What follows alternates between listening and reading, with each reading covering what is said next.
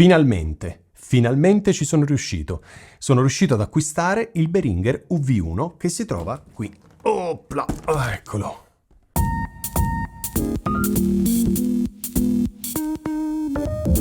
Eccolo qui, finalmente è arrivato. Sembrava indisponibile dovunque, poi grazie a una persona del canale sono riuscito a sapere che in Italia c'era addirittura, nei siti esteri dove lo tenevo monitorato non c'era, in Italia sì, e quindi l'ho subito preso. Apriamolo insieme. Allora, vediamo. Cavo di alimentazione, manuale e finalmente, oh ecco, c'è anche il cavo USB.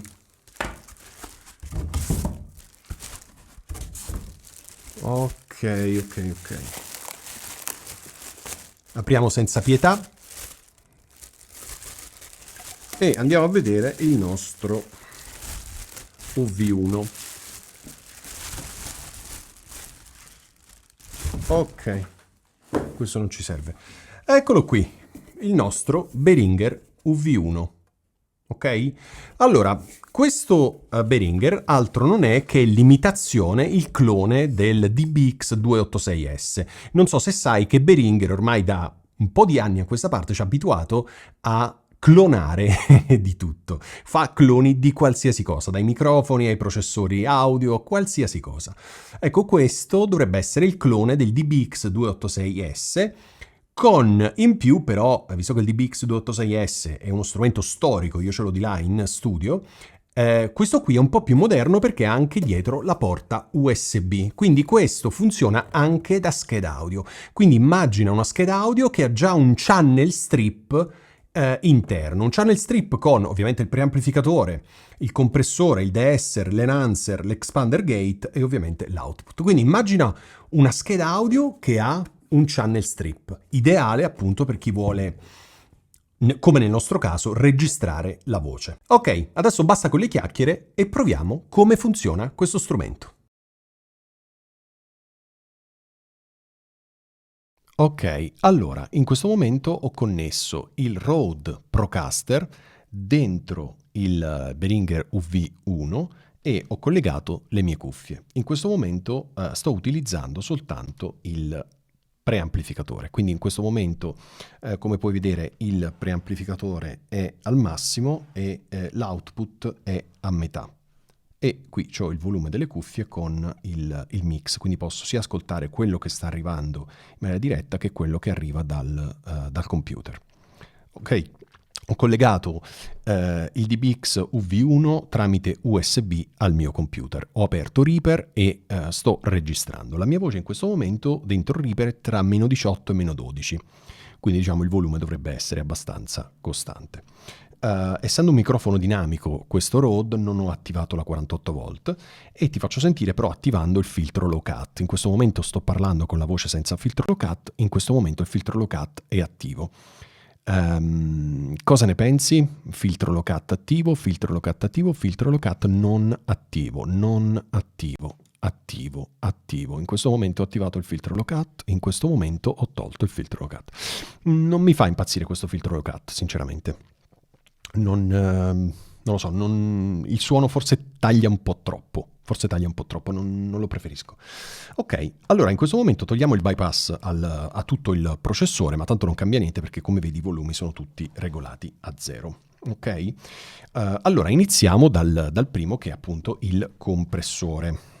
Ok, allora questo aggeggio, questo Behringer è identico anche nei controlli al DBX286S, quindi anche per il compressore ha soltanto due controlli che sono drive e density, quindi uno è la quantità di compressione e quindi la riduzione del volume, l'altro invece è l'attacco-rilascio, una sorta di controllo unificato. Quindi proviamo ad attivarlo. Senti in tempo reale nel frattempo abbasso un po' il gain perché adesso che attivo gli effetti probabilmente si sentirà un volume più forte.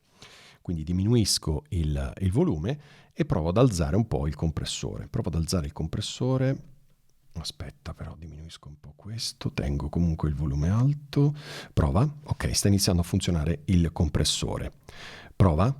Prova. Ok, allora questo qui, come ti ho detto, è la quantità di compressione o di riduzione che vogliamo dare, e quello vedi qui dal display, il gain reduction, quindi quanti decibel stiamo riducendo. Questo qui, il density, è una sorta di attacco-rilascio, guarda, te ne accorgi subito. Provo, l'ho messo a 0, quindi provo a parlare. Guarda le lucine rosse quanto tempo ci mettono per tornare a 0. Invece se lo metto qui, prova, è immediato, ok? E senti anche, almeno io in cuffia sento un po' più di rumore. Ok, allora sulla voce di solito ho consigliato un attacco e un rilascio abbastanza veloce, quindi proviamo a metterlo più o meno in questa fase qui. E come riduzione, controllo sempre i volumi, vorrei evitare di andare in picco. Come quantità io lo metterei qui, quindi l'ho messo su 3 e su 7, quindi 3 sul drive e 7 sul density. Ovviamente non sono controlli che valgono sempre e comunque, sto testando in tempo reale questo strumento, è la prima volta, insomma l'ho aperto insieme a te, quindi è la prima volta che lo utilizzo. Siccome non preferisco delle compressioni troppo forti, perché non credo abbia senso, credo che questa possa essere una compressione abbastanza moderata. Ok, l'occhio è sempre qui al LED perché non voglio che vada in clip. Ok, quindi bisogna bilanciare un po' bene tutto. Successivamente al compressore c'è il de-esser. Il de-esser che cos'è? È una sorta di compressore monobanda, potremmo dire, cioè prende soltanto un certo tipo di frequenza. Ok, proviamo a vedere come funziona.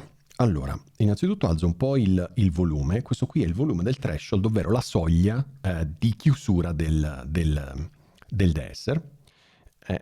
Quindi la riduzione, potremmo dire. Questo qui invece sono le frequenze che noi andiamo a prendere. Quindi io proverò a sibilare adesso e vedremo dove c'è più sibilo. Quindi metto il volume di nuovo a 0 e proveremo a ridurre il volume. Quindi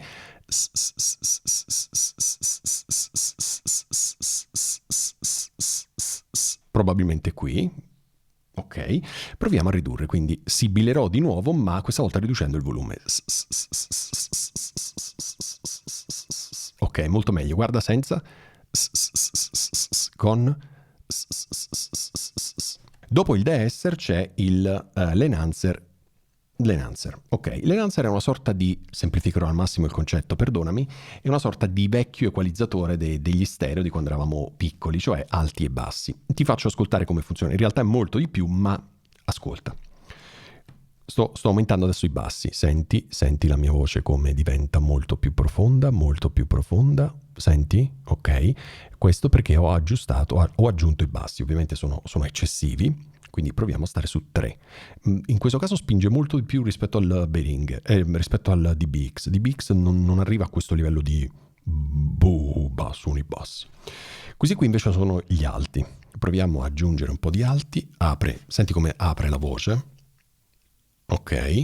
In realtà in cuffia io sto sentendo adesso un po' di fruscio in più. Avendo alzato gli alti. Ok, teniamoli bassi, poi dopo capiamo se è solo in fase di ascolto mio in cuffia o anche in fase di registrazione, perché io ovviamente sto registrando il video, quindi non sto ascoltando quello che c'è nel registratore, nel Reaper. Però diciamo così dovrebbe essere abbastanza bilanciata, forse togliamo un po' di alti e teniamo comunque un po' di bassi perché la voce broadcast ci piace.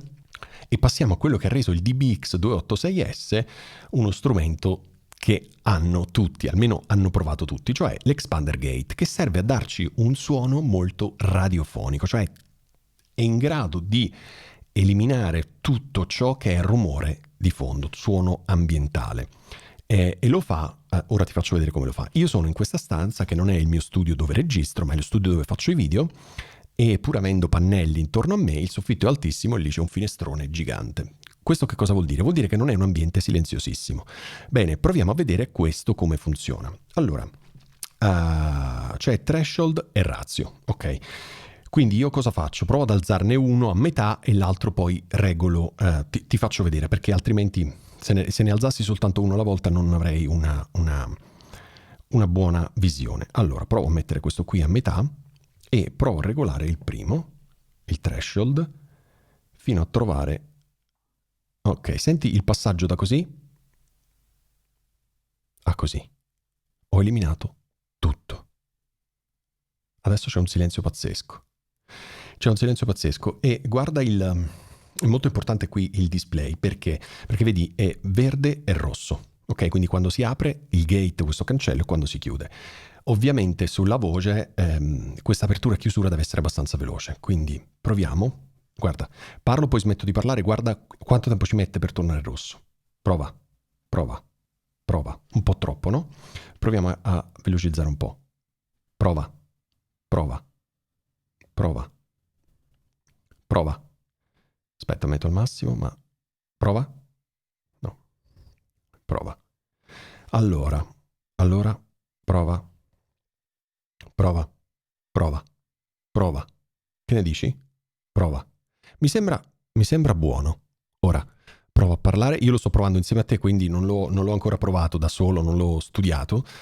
Però mi sembra, tutto sommato, prova, prova, prova.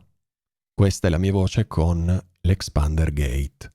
Expander Gate. Allora, la cosa più brutta è quando si sente la chiusura del gate, no? È una delle cose più orrende che si possano sentire.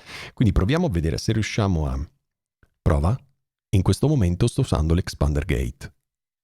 Forse così. Potrebbe andare bene così, forse. Poi, ripeto, mi ascolterò, vedrò se i settaggi sono corretti o meno. Adesso non riesco. O parlo o ascolto, insomma, diventa complicato. Ok, torniamo ad avere qui una visione d'insieme. Allora, questo è, quindi possiamo dire che in pochi minuti questo è l'effetto che abbiamo con un Rode Procaster direttamente dentro il Behringer UV1 che si collega via USB al computer dove c'è il Reaper e il gain sta quasi a meno 12 decibel. In questo momento adesso stacco gli effetti, lascio soltanto il preamplificatore. Questo è soltanto il preamplificatore, quindi la mia voce entra dentro il Behringer UV1 solo con preamplificazione. Questa invece è la mia voce che entra nel Behringer UV1 con la catena di effetti. Bene, credo di averti raccontato un po' di cose su questo Behringer Ultra Voice UV1, appena arrivato. E... che dire, niente, proverò a studiarlo un pochino e ci vediamo per un prossimo video con questo qui. Se nel frattempo hai delle domande su questo strumento, fammele pure commentando questo video in modo tale che io ti rispondo e magari mi dai degli stimoli per andare a approfondire alcune funzionalità, ok? Spero che sia stato tutto chiaro questo video e se hai domande fammele, altrimenti ci vediamo prossima settimana.